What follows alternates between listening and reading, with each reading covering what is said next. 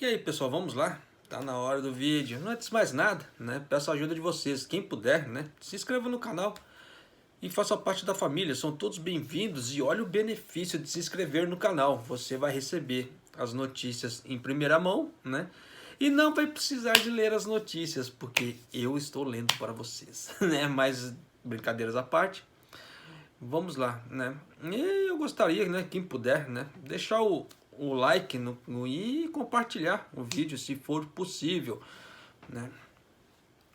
Olha só essa matéria que saiu aqui no jornal japonês, tá? Por incrível que pareça, assim, eu achei bacana, sinal que eles acompanham coisas no Brasil também, né? Não é só Bolsonaro com coronavírus, porque ultimamente só tem aparecido Bolsonaro com coronavírus aqui.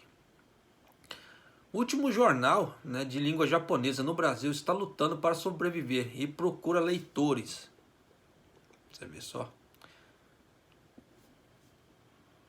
São Paulo, Mainichi, né? O último jornal brasileiro de língua japonesa sobrevivente, o Nikkei Shimbun, está em risco de colapso. Os principais leitores do jornal de imigrantes japoneses de primeira geração no país sul-americano estão diminuindo lentamente, enquanto sua receita com anúncios vem sofrendo muito desde o final de março deste ano, devido ao impacto da nova pandemia, né, no caso do coronavírus. O Nikkei Shimbun foi criado em 1998 através da fusão de dois documentos que atendem à população de língua japonesa. Antes e depois da Segunda Guerra Mundial, cerca de 250 mil japoneses se mudaram para o Brasil. E agora a base da comunidade estimada é em 190 mil. E composta por japoneses da terceira e quarta geração, que geralmente não falam japonês o suficiente para ler o jornal. Quanto à geração que fez a viagem transpacífica, no caso assim, a primeira geração, acredita-se que restem apenas cerca de 50 mil. Então, a primeira geração, no caso os 16, são mais ou menos 50 mil. O número decrescente de imigrantes japoneses de primeira geração já reivindicou um jornal em japonês, o São Paulo Shimbun, né, que foi terminado em 2019. Isso deixou o Nikkei Shimbun com a sua circulação oficial de 10 mil cópias, o último diário japonês no Brasil, e também continuou com problemas financeiros. Esse São Paulo Shimbun, tá? Eu conheci ele porque meu pai lia esse São Paulo Shimbun. Então sempre tinha em casa dele. Eu na época não falava patavinas de Nihongo, não sabia nada, então olhava aquilo lá, largava de lado, né? Como é que se fala assim? Terceira geração no Brasil, né? Dependendo, não dava nem moleque ainda, ixi, não dava nem valor. Hoje eu vejo a diferença, né? Mas sabe como é que é, né? Tem que pagar na pele para ver que conhecimento é poder, tá? E é algo que ninguém tira de você. Por isso que eu falo para todos, estudem, porque estudar é muito importante. O Nikkei obteve receita publicitária, transportando informações sobre eventos da comunidade, incluindo aqueles realizados por associações nipo-brasileiras, com base nas raízes geográficas de cada grupo no Japão. No entanto, esses eventos se tornaram impossíveis sob as restrições sociais e econômicas impostas no final de março para impedir a propagação do coronavírus.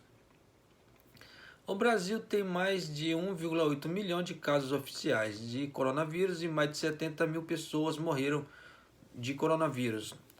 Ambos são o segundo maior do mundo, depois dos Estados Unidos. Todos os cantos do país estão com uma luta furiosa contra a doença. O coração da comunidade nipo-brasileira está em São Paulo, a maior cidade do Brasil. Lá, as restrições sociais e econômicas sobre a pandemia foram diminuídas um pouco no início de junho, mas a comunidade não tem perspectivas de atender às condições para realizar um evento. Além disso, se as infecções ou estresse no sistema médico piorarem mais uma vez, regras estritas podem ser aplicadas. Após as taxas de assinatura com dinheiro, o dinheiro com anúncios, desculpe, então o dinheiro com anúncios é a nossa maior fonte de receita.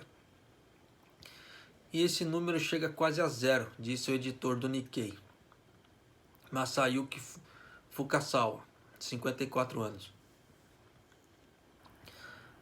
Durante a Segunda Guerra Mundial, quando o Brasil era uma das potências aliadas que lutavam contra o Japão, as autoridades baniram jornais de língua estrangeira, forçando todos os títulos japoneses a fechar ou suspender a publicação.